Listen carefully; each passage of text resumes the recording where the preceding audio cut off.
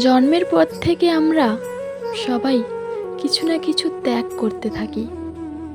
প্রথম মায়ের কোল, তারপরে খেলনা, তারপরে স্কুল জীবন, আর তারপর শৈশবের হাসি। তারপর থেকে যত বড় হয়েছি তত বুঝতে পেরেছি মানুষ শুধু সব কিছু পায় না, মানুষ অনেক কিছু হারায়। হারিয়ে যায় নিজের প্রিয় মানুষ, ভেঙে যায় মনের মধ্যে গড়ে ওঠা স্বপ্নগুলো।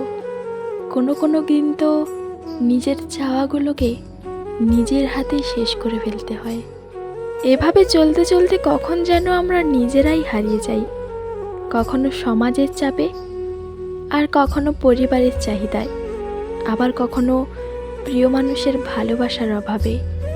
আমাদের জীবনটা কিছুটা ট্রেনের মতো, প্রতিটা স্টেশনে কিছু না কিছু মানুষ নেমে যায়, আর আমরাও শিখে ফেলি হারিয়ে যাওয়ার মধ্যে বেঁচে থাকা খুঁজে নিতে।